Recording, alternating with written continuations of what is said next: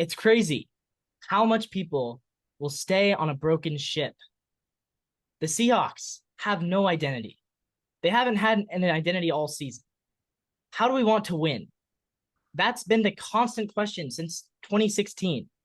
Lack of identity leads to lack of consistency, and it all starts from the top.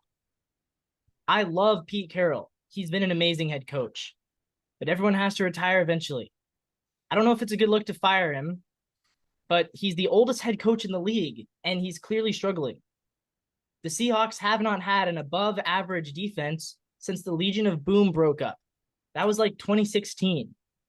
Pete is supposed to be a defensive guru, yet his side of the ball has been terribly inconsistent. We want to win with defense, but our defense is never good, even with all the talent. The Seahawks offense has had some good stretches of play. Russ and Geno have both played well at times. However, we've been hearing the same problems for the past 8 seasons. Why can't we run the ball? Why does the O-line stink? Do we need a new offensive coordinator? Having the same problems for 8 seasons and being unable to correct them is a sign of stagnancy. Every year with Russ, we complained about the O-line. And now, same thing with Geno. Every year with Russ, we questioned, why can't we run the ball? Now it's the same. Charbonnet, K9, what do they get? 65 yards. And every year with Russ, it was, oh, do we need to fire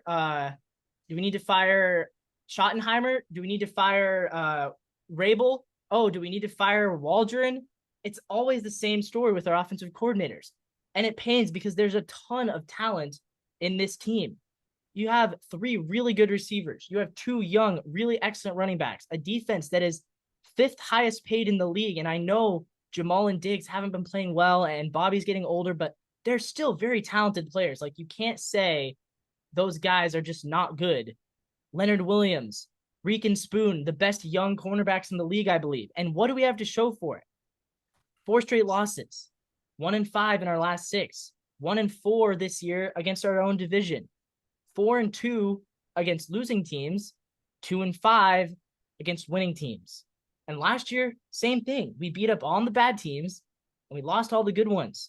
We got lucky last year. The NFC was really weak, and then we got blown away in the first round of the playoffs. I'm not saying that wasn't fun last year. It was fun, but making the 7th seed shouldn't be the yearly goal. You're expected to improve as the players on your team gain experience and the coaching staff gels together. Right now, it would take a miracle to make the playoffs again. The odds of making the playoffs aren't great because we don't have tiebreakers over the Rams, Vikings, or Packers.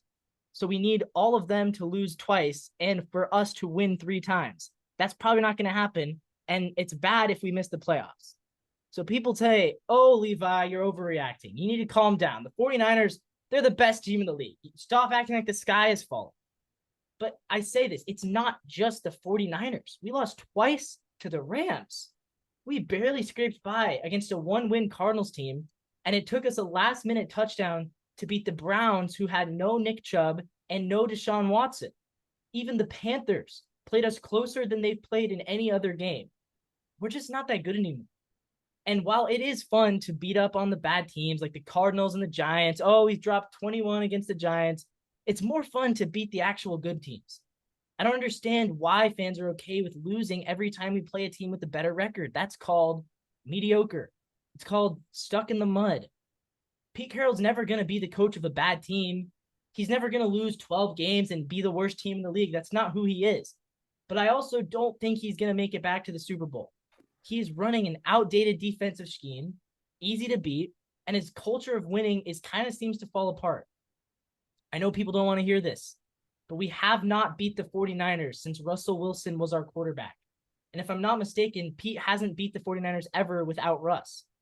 So if you're okay with being 2nd place, 3rd place, sometimes get a wild card depending on how easy the schedule is, always getting great players in the draft, but never putting it all together for a truly dominant season, that's fine.